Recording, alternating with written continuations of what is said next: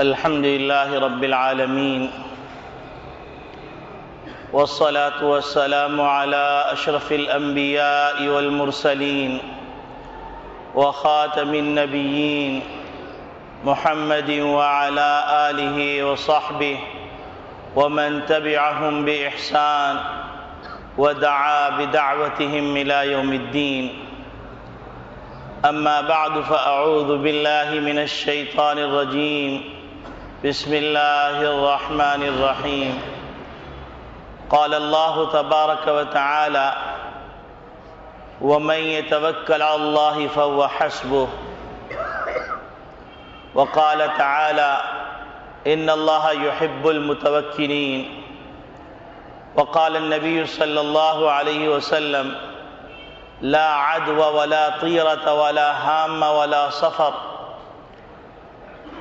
وقال النبي صلى الله عليه وسلم: يدخل الجنة من أمتي 70,000 بغير حساب. قالوا: من هم يا رسول الله؟ قال: الذين لا يسترقون ولا يتطيرون وعلى ربهم يتوكلون، او كما قال علیہ الصلاۃ والسلام.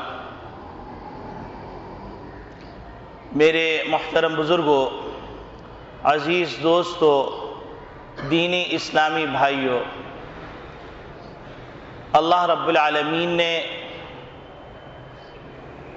اسلام اتنا پیارا مذہب عطا فرمایا کہ اس کے اندر توہمات اور بدشگونی اور اللہ کے علاوہ دیگر چیزوں کو مؤثر سمجھنا، مؤثر حقیقی سمجھنا، اس طرح کا کوئی بھی عمل نہیں سکھلایا گیا. لیکن مسلمان چونکہ مختلف مذاہب والوں کے ساتھ رہے تو ان میں بہت سی ایسی چیزیں جس کا تعلق اسلام سے نہیں ہے، عقیدے سے نہیں ہے، لیکن مسلمانوں کے دماغوں میں داخل ہو گیا. جیسے بہت سی رسمیں داخل ہو گئیں، بہت سے رواج داخل ہو گئے، اسی طرح بہت سی بدشگونیاں بھی مسلمانوں میں داخل ہو گئیں. اچھے سمجھدار لوگ بھی بدشگونی لیتے ہیں کہ کسی اہم کام سے نکل رہے ہیں اور نکلتے ہوئے کالی بلی سامنے سے گزر گئی تو اب سفر ترک کر دیا، کہ یہ بدشگونی ہے کہ کالی بلی راستہ کاٹ کے چلی گئی، تو لہذا اس سفر کے اندر خیر نہیں ہوگی. اسی طرح اگر کوا آ کر دیوار پہ بیٹھ گیا، کائیں کائیں کرنے لگا، تو کہنے لگے کہ اب مہمان ضرور آنے والا ہے. اگر کسی ہاتھ کے ہتھیلی میں کھجلی ہونے لگی تو کہنے لگے پیسہ آنے والا ہے. کہیں بدشگونی، کہیں فال، کہیں کیا. حالانکہ اللہ رب العالمین نے ہم کو ان تمام توہمات سے محفوظ فرما دیا تھا. لیکن مسلمان چونکہ مختلف قوموں کے ساتھ رہتے تو بہت سے لوگ جو اپنے دین سے بے خبر تھے، اپنے لیے، اپنے بچوں کے لیے دینی تعلیم کا بندوبست نہیں کر سکے، تو ان میں بہت سی غیر اسلامی چیزیں داخل ہو گئیں.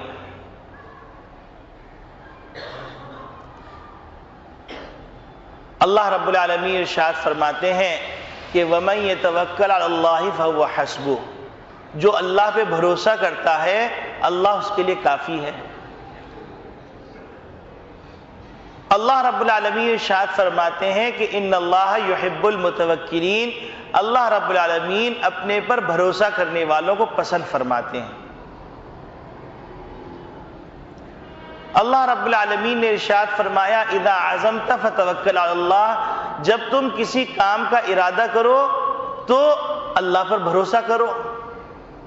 جب تم عزم مصمم حاصل کر لو تو پھر اس میں پس و پیش کرنے کی ضرورت نہیں. اللہ کے اوپر بھروسہ کر کے کر گزرو، پھر اللہ اس میں خیر ڈالیں گے۔ ایک موقع پر نبی اکرم صلی اللہ علیہ وسلم نے ارشاد فرمایا، حج کا موقع تھا، نبی کریم صلی اللہ علیہ وسلم نے فرمایا کہ اللہ رب العالمین نے مجھے پچھلی امتوں کو دکھلایا کشف کی حالت کے اندر، تو مختلف امتیں آتی رہیں، میں دیکھتا رہا، مختلف پیغمبروں کی امتیں آتی، میں ان کو دیکھتا، کسی پیغمبر کے ساتھ 3 امتی، کسی کے پاس 10، کسی کے پاس 100، کسی کے پاس 500، کسی کے پاس 1000، اتنے میں ایک امت آئی، وہ امت میدانوں میں بھر گئی، پہاڑوں پہ بھر گئی، تو اللہ رب العالمین نے ارشاد فرمایا کہ اے محمد یہ آپ کی امت ہے، اور پھر اللہ رب العالمین نے ارشاد فرمایا یا محمد ارضیتا، اے محمد کیا آپ اس سے راضی ہو گئے کہ آپ کی امت ساری امتوں سے زیادہ ہے؟ تو نبی کریم صلی اللہ علیہ وسلم ارشاد فرماتے ہیں کہ میں نے کہا اے پروردگار عالم یقیناً میں خوش ہو گیا۔ اس کے بعد اللہ رب العالمین نے فرمایا ان مع هؤلاء 70,000 يدخلون الجنة بغیر حساب، کہ ان کے ساتھ 70,000 اور افراد ہیں جو بغیر حساب کتاب کے جنت میں داخل ہو جائیں گے۔ تو جب نبی کریم صلی اللہ علیہ وسلم نے یہ بات ارشاد فرمائی تو سوال ہوا کہ من ہم یا رسول اللہ، یہ کون لوگ ہیں؟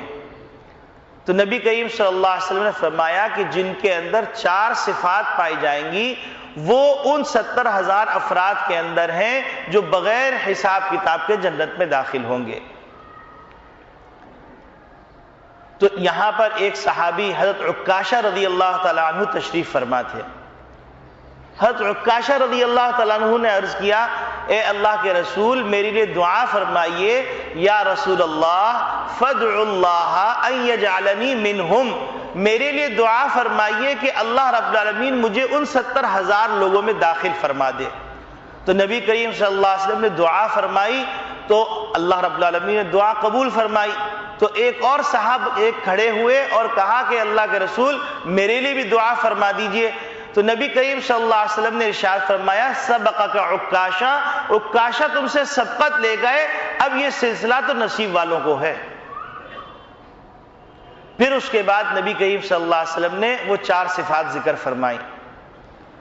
ایک صفت ذکر فرمائی الذین لا یسترقون، وہ لوگ ہیں جو تعویذ گنڈے نہیں کرتے۔ اس کی تشریح آگے آ رہی ہے کہ تعویذ گنڈے سے کون سے تعویذ گنڈے مراد ہیں، اس کی کیا تشریح ہے، اسلام میں تعویذ گنڈے کی کیا حیثیت ہے، یہ آگے عرض کریں گے۔ دوسری صفت ذکر فرمائی ولا یکتوون، کہ وہ لوگ داغتے نہیں ہیں۔ عرب میں ایک دستور تھا کہ کوئی بیماری ہو جاتی تو بیماری کا علاج آخری درجے کا علاج یہ سمجھتے کہ اس کو داغا جائے، لوہے کو گرم کر کے مریض کو لگا دیا جائے، جس کے نتیجے کے اندر وہ سمجھتے کہ وہ بیماری چلی جائے گی۔ بہت سے آپ نے دیکھا ہوگا گایوں کے اوپر بھی اس طرح کا نشان لگا ہوتا ہے، گاؤں کے اندر بھی بہت سے لوگ اس طرح کے ٹوٹکے کرتے ہیں کہ لوہے کے ایک سکہ گرم کیا اور جانور کے لگا دیا، وہ سمجھتے ہیں کہ اس سے اس کو صحت مل جائے گی۔ تو دوسری صفت ذکر فرمائی کہ وہ داغتے نہیں۔ تیسری صفت ذکر فرمائی ولا یتطیرون، وہ بدفعلی نہیں لیتے، بدشگونی نہیں لیتے۔ اور چوتھی صفت ذکر فرمائی وعلی ربہم یتوکلون، وہ اپنے پروردگار پر بھروسہ کرتے ہیں۔ تو یہ 4 صفات جن کے اندر ہوں گی وہ اللہ رب العالمین کے ہاں جنت میں داخل ہو جائیں گے بغیر حساب کتاب کے۔ اس حدیث کے اندر چند باتیں قابل ذکر ہیں، اور اس حدیث کو آج جو ذکر کیا گیا ہے یہ سفر کے اعتبار سے جو توہمات ہیں ان کے حوالے سے ذکر کیا گیا۔ ایک بات تو یہ کہ جو 70,000 ہیں اس سے 70,000 مراد ہیں یا کچھ اور مراد ہے؟ تو اس میں محدثین کے دو قول ہیں.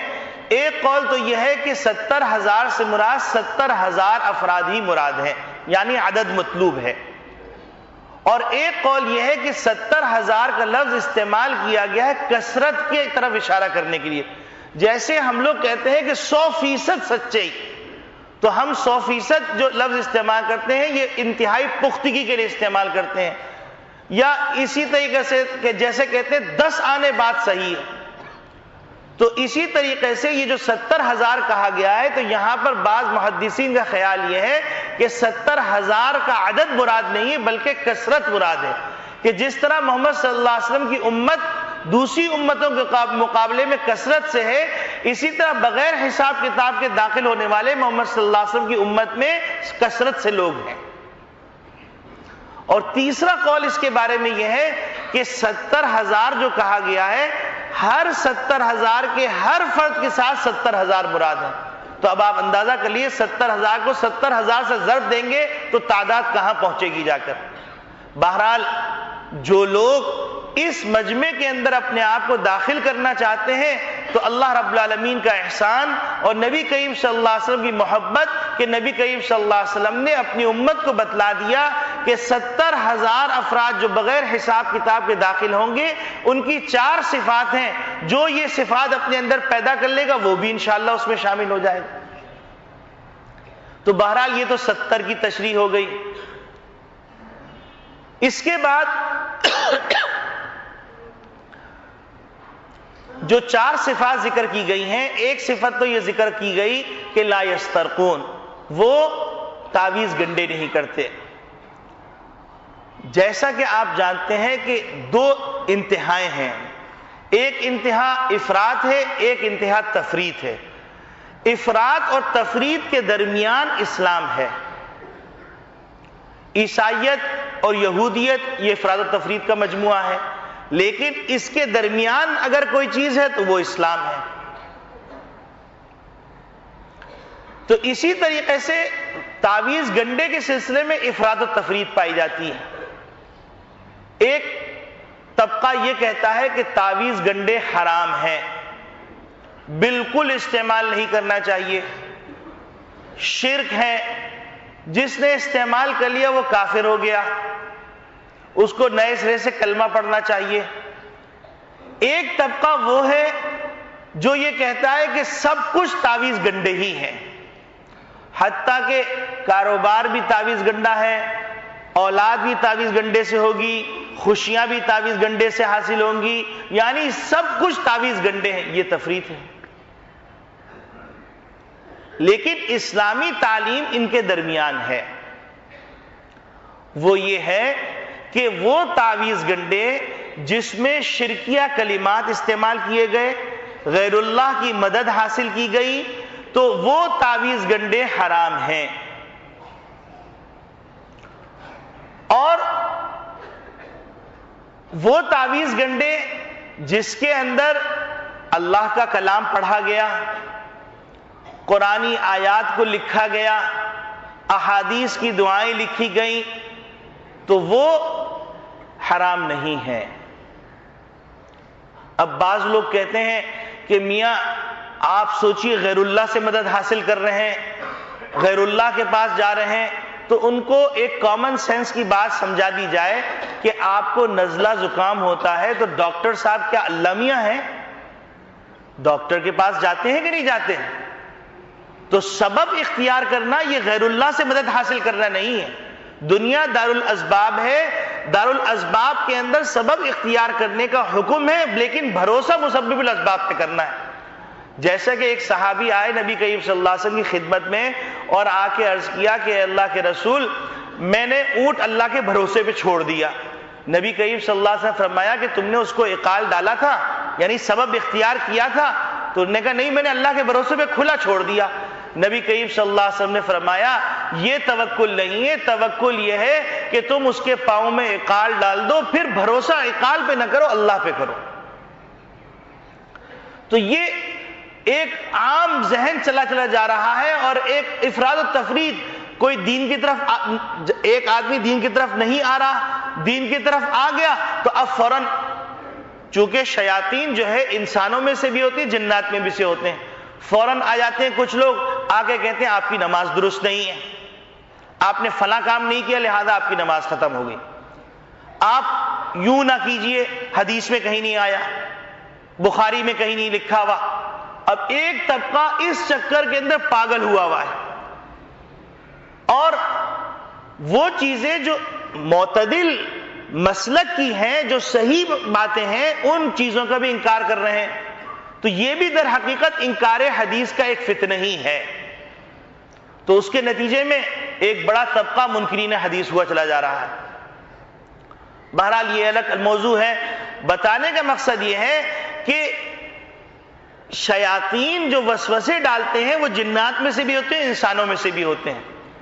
تو یہ جو کہنا کہ بھائی آپ تعویذ استعمال کریں گے کافر ہو جائیں گے، آپ نے جو ہے غیر اللہ سے مدد حاصل کر لی، تو بھائی کپڑا خریدنے جاتے ہیں تو وہاں پر جو بیٹھے ہوئے صحابے کیا نعوذ باللہ من ذالک وہ لمیاں ہیں، گاڑی خراب ہو گئی گاڑی بنوانے جاتے ہیں تو وہاں پر جو میکینک بیٹھا ہوا ہے کیا نعوذ باللہ من ذالک وہ لمیاں ہیں۔ تو اگر قرآن کریم سے استفادہ کر لیا جائے تو یہ کون سا غیر اللہ سے استفادہ کرنا ہو گیا؟ یہ پاگل پن کی بات ہے، کامن سینس کے خلافی بات ہے۔ اسی طریقے سے ایک زمانے میں ایک صاحب تھے، معتزلی تھے، وہ کہنے لگے کہ ابن سیرین کہتے ہیں کہ قرآن سے اثر ہوتا ہے اور قرآن کے پھونکنے سے فائدہ ہوتا ہے، یہ پاگل پن کی بات ہے، یہ غیر اللہ سے مدد حاصل کرنا ہے۔ تو ایک صاحب تھے جو ابن سیرین رحمۃ اللہ علیہ کی مجلس میں بھی جاتے تھے اور ان کی مجلس میں بھی آتے تھے، وہ کھڑے ہوئے اور انہوں نے بڑے سخت الفاظ میں ان کو خطاب کیا، تو ایک دم اس خطاب سے ان کے جھاگ نکلنے لگا، چہرے کا رنگ متغیر ہو گیا، جسم پہ راشا طاری ہو گیا، کہنے گستاخ تم کس طرح بات کر رہے ہو؟ تو انہوں نے کہا استاد جی میرے سوال کا، آپ کے سوال کا جواب ہو گیا۔ تو کہنے کیا مطلب؟ کہنے کہ میں آپ کا طالب علم، اتنا کمزور، ابھی میں نے علم کی منازل بھی طے نہیں کیے، میرے منہ سے ایک کلمہ نکلا، اس کا اتنا اثر ہوا کہ آپ کے چہرے کا رنگ متغیر ہو گیا، آپ پہ رعشہ کی کیفیت طاری ہو گئی، منہ سے جھاگ نکلنے لگا، کیا اللہ کے کلام کا اثر نہیں ہوگا؟ تو ایسے بھی لوگ ہیں جو بظاہر تو کلمۃ حق ارید بہ الباطل، بات تو بڑی پیاری کرتے ہیں لیکن مقصود ان کا باطل کو ثابت کرنا ہوتا ہے۔ تو لہذا افراد و تفرید سے بچنا چاہیے، اور لا یسترقون کی تشریح جیسے میں عرض کر رہا ہوں وہ تشریح ہے محدثین نے لکھی ہے کہ تعویذ گنڈے نہیں کرتے، یعنی وہ لوگ جو بغیر حساب کتاب کے جنت میں داخل ہوں گے، وہ لوگ، ان کی 4 صفات یہ ہیں کہ ایک صفت یہ ہے کہ وہ تعویذ گنڈے نہیں کرتے۔ تو تعویذ گنڈے نہ کرنے سے مراد شرکیہ تعویذ گنڈے ہیں، تعویذ گنڈے نہ کرنے سے مراد اپنی تمام چیزوں کا محور تعویذ گنڈوں کو سمجھ لینا، یہ بھی غلط ہے۔ ہاں جادو ہو گیا، کیونکہ اللہ رب العالمین نے ہر چیز کو ایک الگ طاقت عطا فرمائی ہے، پانی کی اپنی طاقت ہے، آگ کی اپنی طاقت ہے، ہوا کی اپنی طاقت ہے، انسان کی اپنی طاقت ہے، گائے کی اپنی طاقت ہے، بکری کی اپنی طاقت ہے، دودھ میں الگ تاثیر ہے، ہر چیز میں تاثیر رکھی ہے اللہ رب العالمین نے۔ اسی طرح اللہ رب العالمین نے شیاطین اور جنات کے اندر بھی طاقت رکھی ہے۔ انسان کے اندر تو یہ بغیر سبب کے ممکن نہیں تھا کہ وہ 1 گھنٹے کے اندر کئی سو میل کی مسافت طے کر لے، اب جہاز آ گئے، فوکر طیارے آ گئے، کانکارڈ آ گیا جو ہوا کی رفتار بلکہ آواز کی رفتار سے بھی زیادہ تیز ہے، معراج طیارہ آ گیا، لیکن اس کے باوجود اللہ رب العالمین نے جنات کے اندر اور شیاطین کے اندر یہ طاقت رکھی ہے کہ وہ سیکنڈ بھر کے اندر میلوں کا سفر طے کر کے وہ چیز فراہم کر سکتے ہیں۔ تو وہ لوگ جو باطل ہیں، ہوا پرست ہیں اور اپنی نفسانی خواہشات کی تکمیل کرتے ہیں، تو وہ شیاطین سے مدد لیتے ہیں، اور شیاطین مدد کرنے کے اندر شیاطین کی بھی شرائط ہوتی ہیں۔ شیاطین یہ کہتے ہیں کہ تم فلاں فلاں شرکیہ کلمات کہو تو ہم تمہاری مدد کر دیں گے، وہ چیز تم کو لا کے دے دیں گے۔ تو ایک طرف وہ مشرک بھی بنا دیتے ہیں، جنات کے اندر مسلمان بھی ہیں، کافر بھی ہیں، یہودی بھی ہیں، مجوسی بھی ہیں، نصرانی بھی ہیں، جتنے طبقات جو ہے انسانوں کے اندر ہیں اتنے طبقات جنات کے اندر بھی، تو ان کا بھی زور چلتا ہے۔ تو باطل پرست بعض دفعہ ایسی کارروائی کرتے ہیں جس کارروائی کے نتیجے میں آدمی متاثر ہوتا ہے۔ تو اس متاثر ہونے کا علاج آپ قرآن سے کرنا چاہیں تو کر سکتے ہیں، کسی مستند آدمی سے کوئی دعا سیکھ کر کرنا چاہیں تو کر سکتے ہیں، یہ شرک نہیں۔ اور پھر خصوصاً آج کے ماحول کے اندر تو ایسا لگتا ہے کہ سارے لوگوں نے اللہ سے رشتہ توڑ لیا، اور رشتہ توڑنے کے بعد وہ یہ سمجھنے لگے کہ یہ تعویذ ہی سب کچھ کرے گا، اور اپنے گھر کو برباد کرنا، بھائیوں کے گھر کو برباد کرنا، مسلمان کے گھر کو برباد کرنا، پڑوسیوں کے گھر کو برباد کرنا، میاں بیوی کے رشتوں کو توڑنا، کاروبار کو خراب کرنا، اس پہ کام ہو رہا ہے باقاعدہ۔ اور باقاعدہ مغربی ممالک کے اندر اور دیگر ممالک میں ایسے اسکولز قائم ہو گئے جہاں پر باقاعدہ صرف اسی کی تعلیم دی جاتی۔ تو جب مرض بڑھے گا تو اس کے معالج بھی پیدا ہوں گے، اللہ رب العالمین کا نظام ہے۔ تو اب اگر کوئی آدمی بظاہر سارے ٹیسٹ کلیئر ہیں، سب کچھ ہے، اس کے باوجود وہ بیمار چل رہا ہے، تو اس کا مطلب دال میں کچھ کالا ہے۔ تو اس میں بعض لوگ یہ تشویش میں پڑ جاتے ہیں کہ اگر ہم جائیں گے کسی عالم کے پاس تو اس کے اندر ایک بات سمجھ لینا چاہیے کہ اس میں بہروپیے بھی بڑے بیٹھے ہوئے ہیں، کھوٹے سکے بھی بہت ہیں۔ دو چار چیزیں سیکھ لی، سیکھنے کے بعد اب وہ دکانداری کر رہے ہیں، تو یہ بھی غلط ہے۔ جس طرح ہم مستند عالم کو تلاش کرتے ہیں، اسی طرح مستند عامل کو تلاش کریں، اور مستند عامل کو یہ مطلب نہیں کہ سب لوگ اسی میں لگ جائیں۔ قرآن کریم کی آیات ہیں، منزل ہے، سورہ اخلاص ہے، معوذتین ہے، اس کا اہتمام رکھیے، ضرورت ہی پیش نہیں آئے گی۔ اگر شاذ و نادر کبھی ضرورت پیش آ گئی اور آپ نے کبھی تعویذ لے لیا اور وہ تعویذ قرآنی کلمات پر مشتمل ہے یا احادیث کے کلمات پر مشتمل ہے یا آثار صحابہ کی کلمات پر مشتمل ہے، تو ان کلمات کی وجہ سے آپ کافر نہیں ہوں گے، یہ بتانا مقصود ہے، اور آپ اس بشارت سے محروم نہیں ہوں گے۔ بعض لوگ یہ کہتے ہیں کہ بھائی حدیث شریف میں آتا ہے ان الرقا والتمائم شرکن، کہ بھائی تعویذ گنڈے اور یہ جو تمائم ہیں، تمائم کا ترجمہ کرتے ہیں وہ تعویذ سے، اور رقا کا ترجمہ کرتے ہیں جھاڑ پھونک سے۔ حالانکہ تمائم کا ترجمہ اردو کے اندر ممکن ہی نہیں۔ یہ تو سمجھانے کے لیے کسی نے تمائم کا ترجمہ تعویذ گنڈے سے کر دیا، اب اسی سے استدلال کرنا شروع کر دیا۔ تمائم عرب لوگوں کے ہاں ایک خاص قسم کا مالا تھا، اور وہ مالا بنتا تھا سیپیوں سے۔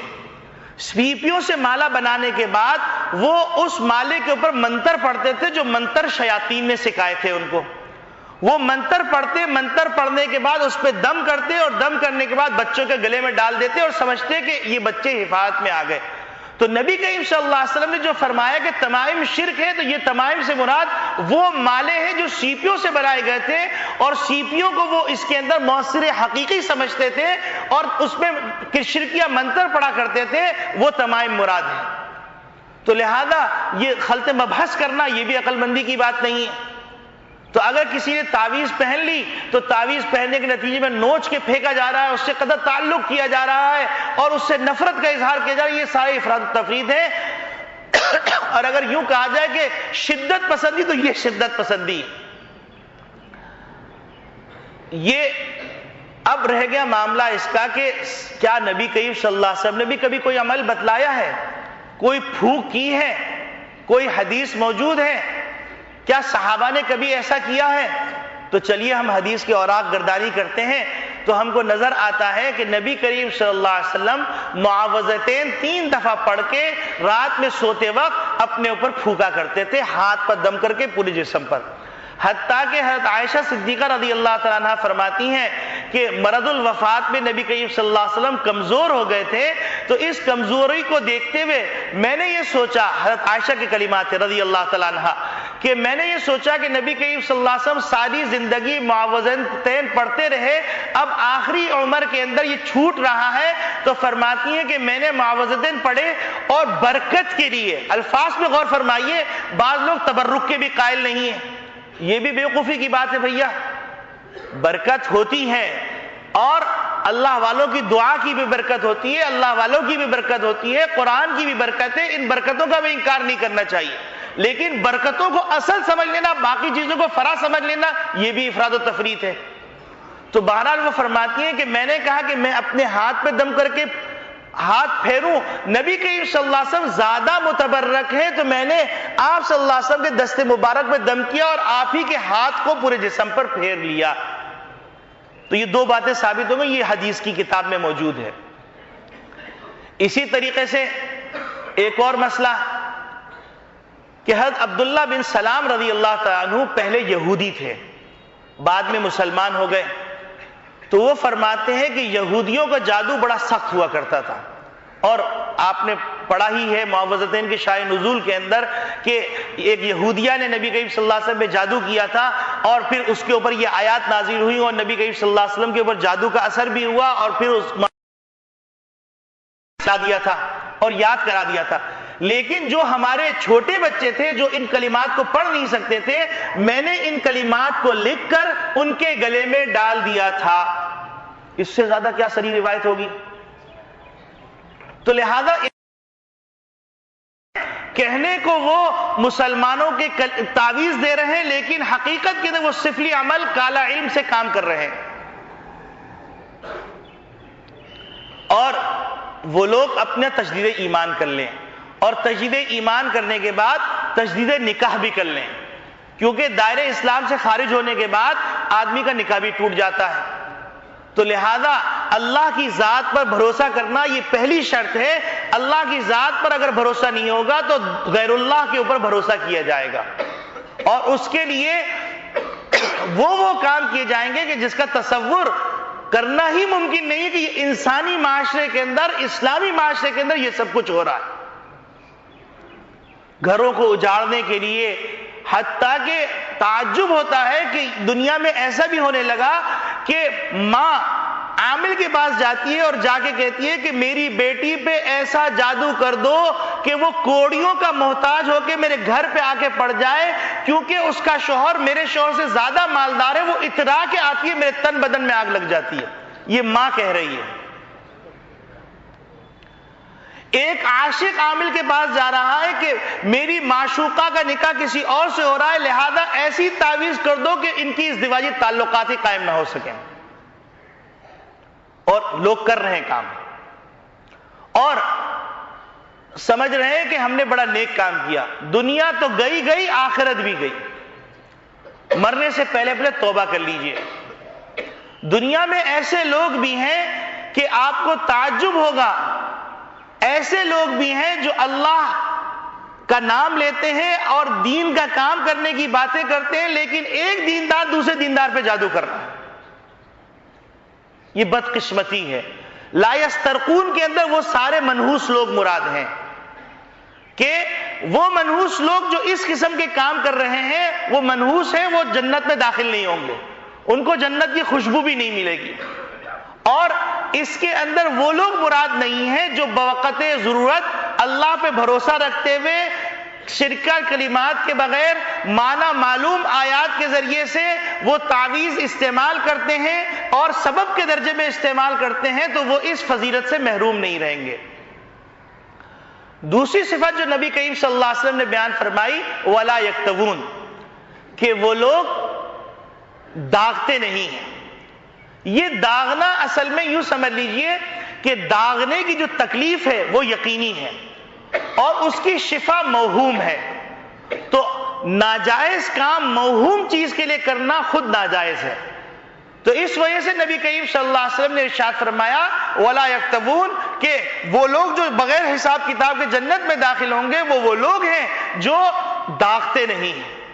عربوں کے اندر یہ محاورہ مشہور تھا، آخر الدوائی الکی، کہ کم سے آخری درجے کا علاج کیا ہے؟ آخری درجے کا علاج ہے داغنا.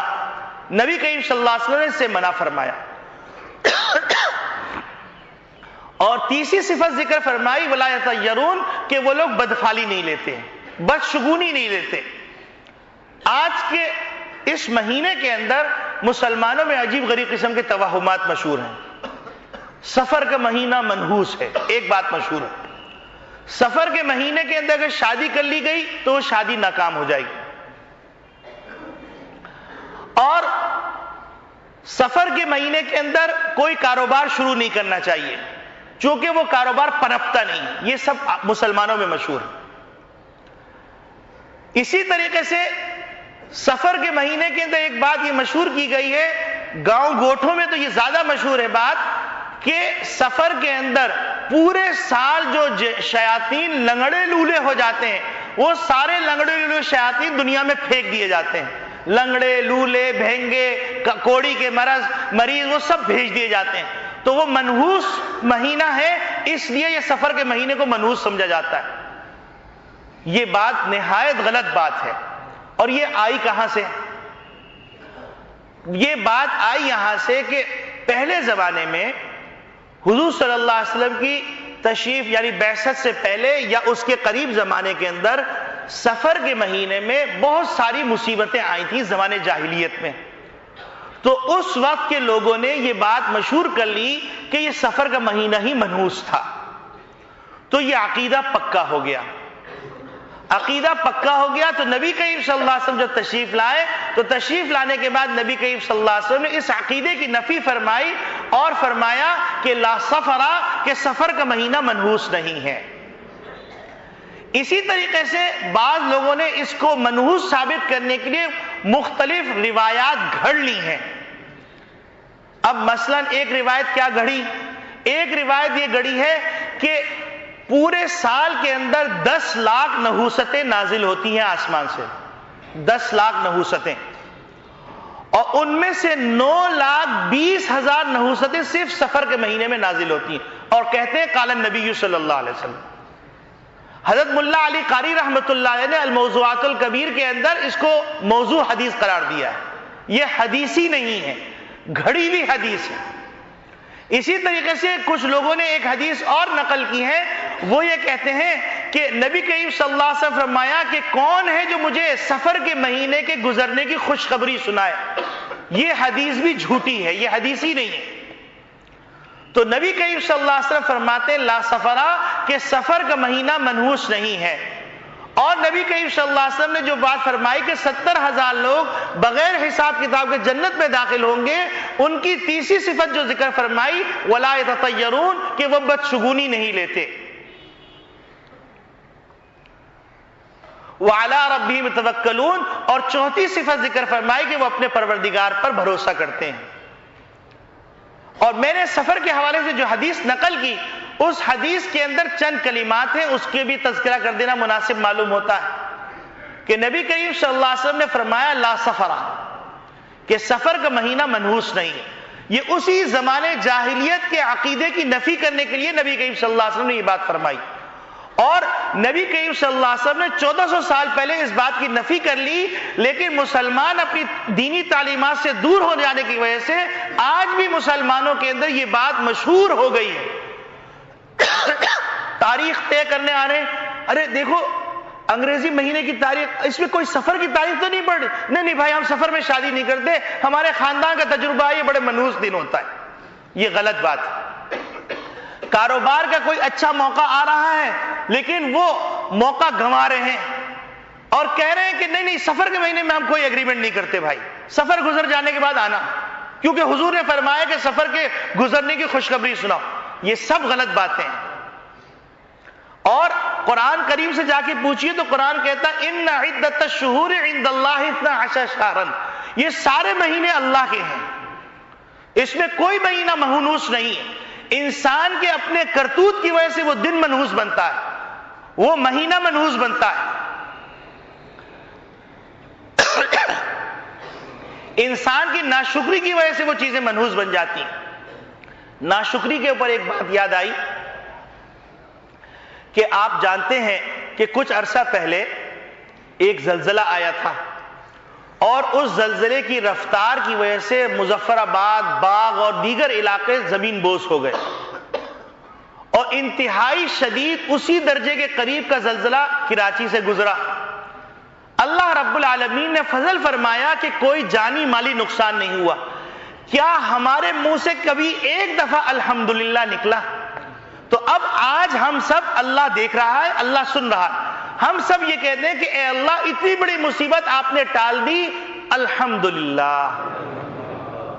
اور اللہ کا وعدہ ہے لئن شکرتم لازیدنکم، اگر تم میرا شکر ادا کرو گے تو میں تمہیں اس میں اضافہ کرتا چلا جاؤں گا.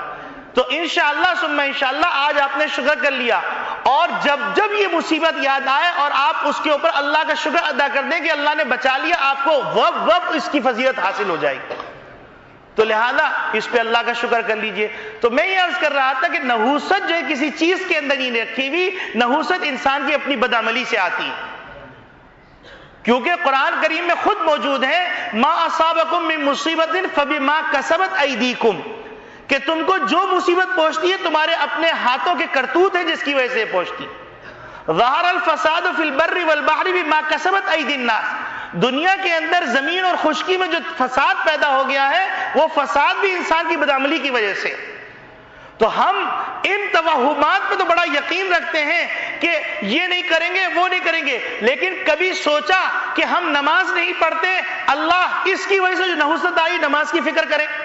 آپ لوگ تو سبھی نمازی ماشاءاللہ، عمومی بات ہو رہی، پورے معاشرے کی بات ہو رہی. جھوٹ بولنے کے نتیجے میں اللہ رب العالمین نے جو فرشتے مقرر کیے ہوئے وہ 500 میل کی مسافت پر دور چلے جاتے ہیں جھوٹ کی بدبو سے. ہم نے جھوٹ بولنا چھوڑا. اور اسی طریقے سے دیگر گناہوں کی نحوستیں ہیں ہم جو حضرت مولانا شبیر تھانوی رحمۃ اللہ علیہ نے جزاء الاعمال کے اندر درج کر دی ہیں، ان کو دیکھیے اندازہ ہوگا کہ ہم تو صبح سے شام تک نحوستوں والے کاموں میں پڑے ہوئے ہیں، لیکن سفر کے مہینے کو نحوست سمجھتے ہیں کہ مہینہ منحوس ہے. ہم کتنے منحوس ہو گئے یا ہمارے اعمال کتنے منحوس ہو گئے، ہم نے کبھی سوچا؟ یہ شیطان نے ہم کو الجھا کے رکھا ہوا ہے کہ ہم کو اپنے بارے سے غافل کیا ہوا ہے. ہم کو دوسروں کی آنکھوں کے اندر ٹنکا نظر آ رہا ہے، اپنی آنکھوں کا شہتیر نظر نہیں آ رہا. تو میرے عزیز دوستو بھائیوں، نبی کریم صلی اللہ علیہ وسلم فرمائے لا سفرا، کہ سفر کا مہینہ منحوس نہیں. اور نبی کریم صلی اللہ علیہ وسلم نے کیا بات فرمائی؟ لا عدوہ، کہ مرض متعدی نہیں ہوتا. ایک دفعہ ایک صاحب نے آ کے کہا اللہ کے رسول میرے اونٹوں کے اندر فلاں اونٹ نے جو ہے خارش لگا دی. نبی کریم صلی اللہ علیہ وسلم فرمایا من اجرب الاولا، کہ پہلے کو خارش کس نے لگائی تھی؟ یعنی دنیا کے اندر جو کچھ بھی ہوتا ہے وہ اللہ کے حکم سے ہوتا ہے. ولا طیرتا، یہ اس کی تشریح کے اندر یہ بات سمجھ لیجئے کہ بدفعلی نہیں لینا چاہیے. بدفعلی کی تشریح میں نے ابھی کچھ دیر پہلے عرض کی. ولا ہام، ہام کے بارے میں محدثین نے دو تشریحات کی ہیں. ایک تشریح تو یہ کی ہے کہ ایک آدمی کسی کو قتل کر دیتا ہے تو مقتول کے سر سے، اس کی کھوپڑی سے ایک جانور نکلتا ہے اور وہ جانور نکل کر بیٹھ جاتا ہے اور پکارتا رہتا ہے کہ میں پیاسا ہوں، میں پیاسا ہوں، مجھے پانی دو. یہ زمانہ جاہلیت کا تصور تھا، ایک بدشگونی تھی. اور جب تک اس مقتول کا بدلہ نہیں لیتے اس وقت تک وہ جانور چیختا رہتا ہے. تو نبی کریم صلی اللہ علیہ وسلم فرمایا ولا ہاما، ایسا کوئی تصور نہیں ہے اسلام کے اندر. اور دوسری تشریح اس کی یہ کی گئی ہے کہ لوگ یہ کہا کرتے تھے کہ اگر الو کسی گھر پہ آ کے بیٹھ گیا تو کہتے تھے کہ اب نحوست آنے والی، کوئی موت ہونے والی ہے یا کوئی مصیبت آنے والی. تو نبی کریم صلی اللہ علیہ وسلم فرمایا ولا ہاما، ایسا تصور مت رکھو. تو میرے عزیز دوستو بھائیوں، اللہ رب العالمین نے جو باتیں فرمائی ہیں ان باتوں کی مختصر تشریح میں نے آپ کے سامنے عرض کی. پہلی آیت جو اللہ رب العالمین کی میں نے پڑھی، من یتوکل علی اللہ فہو حسبہ، جو اللہ پہ بھروسہ کرتا ہے اللہ اس کے لیے کافی ہے.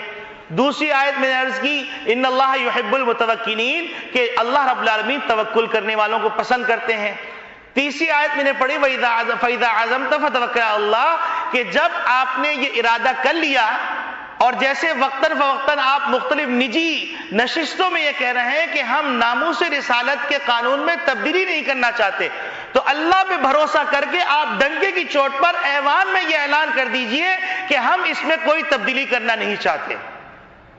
فَإِذَا عَزَمْتَ فَتَوَكَّلْ عَلَى اللَّهِ، جب آپ نے دیکھ لیا اور آپ نے دیکھ لیا کہ مسلمان جتنا بھی کمزور ہو لیکن اللہ اور اللہ کے رسول کے بارے میں، قرآن کے بارے میں اس سے زیادہ محب کوئی نہیں ہے، تو لہذا آپ یک لخت یہ اعلان کر دیجئے کہ ہم محمد صلی اللہ علیہ وسلم کی شان میں گستاخی کو نہ صرف برداشت نہیں کریں گے، کیونکہ پاکستان کے ناموس رسالت کے علاوہ جو قوانین موجود ہیں، جھنڈے کی ناموس، صدر کی ناموس، پاکستان کے نام کی ناموس اور پاکستان کی آئین کی ناموس، جج کی ناموس، تو کیا محمد صلی اللہ علیہ وسلم ان سے نیچے درجے کے آتے ہیں؟ بس یہ کامن سینس اگر استعمال کر لیا تو پھر دنیا کو کہنا آسان ہو جائے گا، اور دنیا کو کہیں نہ کہیں دنیا سے پوچھنا آسان ہو جائے گا کہ بھیا آپ بتلائیے کہ آپ یہ کہتے ہیں کہ یہ انسانیت کے خلاف ہے، تو آپ کے آئین کے اندر بھی جو ناموس کے اتنے سارے سکے چل رہے ہیں وہ سکے بھی کھوٹے، وہاں پر تو آپ کی غرض ہے۔ اور پھر دوسری بات یہ کہ ناموس رسالت کا جب لفظ بولا جاتا ہے تو ہمارے مسلمانوں کے نزدیک ناموس رسالت کا مطلب یہ ہوتا ہے حضرت آدم علیہ السلام سے لے کے محمد نبی خاتم النبی صلی اللہ علیہ وسلم کسی بھی نبی کی ناموس کی توہین برداشت مسلمان نہیں کرتا، کیونکہ مسلمان کو کہا گیا ہے لا نفرق بین احد من رسلی، کسی نبی کے اندر تفریق نہیں کرنی۔ اگر کسی نے حضرت عیسیٰ علیہ السلام کی شان میں گستاخی کی تو وہ ہمارے ہاں دار اسلام سے خارج، حضرت موسیٰ علیہ السلام کی شان میں گستاخی کی وہ ہمارے ہاں دار اسلام سے خارج ہے۔